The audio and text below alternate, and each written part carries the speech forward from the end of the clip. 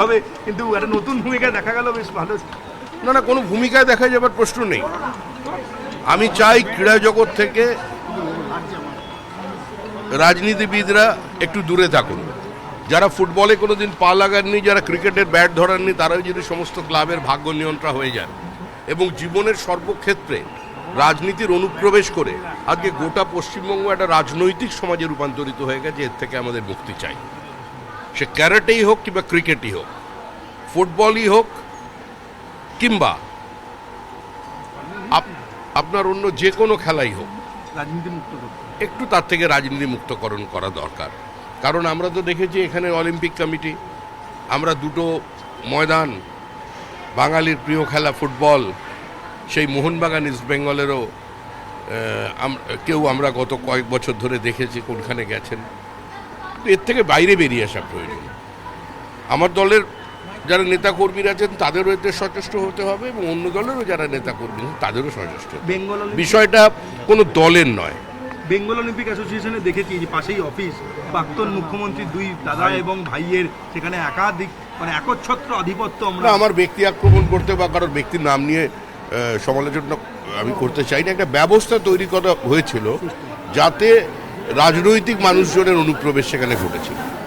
এখন মমতা বন্দ্যোপাধ্যায়ের ভাই বলে তিনি ক্রীড়ামোদী হতে পারেন না, ক্রীড়াপ্রেমী হতে পারেন না, ক্রীড়া সংগঠক হতে পারেন না, এরকম তো নয়।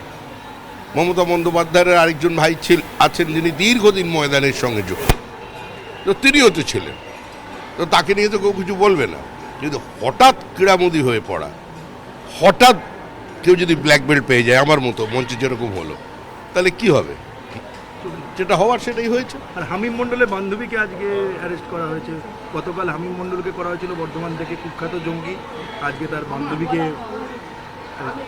আচ্ছা, সন্ত্রাসবাদী বান্ধবী থাকতে পারে না? আর বান্ধবীকে সঙ্গে নিয়ে এই সমস্ত কাজকর্ম চালিয়ে যাচ্ছিল, দুষ্টুমি করে যাচ্ছিল। ওটা শেষ হবে। এখন বাবরের রাজত্ব নেই, পশ্চিমবঙ্গ এখন সুরক্ষিত। যেটা সন্ত্রাসবাদীদের জন্য সেফ হোম হয়ে গিয়েছিল সেটা থেকে রাজ্যকে আমরা মুক্ত করে দেবো। আমাদের মুখ্যমন্ত্রী শুভেন্দু অধিকারী কঠোর হাতে এগুলো দমন করার চেষ্টা করছেন। তিনি গুন্ডা দমন আইন নিয়ে এসেছেন। একইভাবে সীমান্তে জমির ব্যবস্থা করেছেন সত্তর, যাতে সেখানে বিওপি তৈরি করা যায়। এবং আমাদের সরকার পশ্চিমবঙ্গকে সুরক্ষিত রাখতে এবং পশ্চিমবঙ্গের পার্শ্ববর্তী রাজ্যকে সুরক্ষিত রাখতে এবং দেশের আভ্যন্তরীণ নিরাপত্তা যাতে কোনো প্রশ্নচিহ্নের সামনে না পড়ে যায় তার জন্য তিনি যত্নশীল। আমাদের সরকার সেই লক্ষ্যে কাজ করে চলেছে। করোনা কিডনি কারচুপির অভিযোগ ডায়মন্ড হারবারে অভিষেক বন্দ্যোপাধ্যায় একদিনে। আরে ভাই, ওটা ডায়মন্ড মডেল, ডায়মন্ড 6, ওটা দেখেই তো গোটা পশ্চিমবঙ্গ কিভাবে চলেছে সেটা বোঝা যাচ্ছে।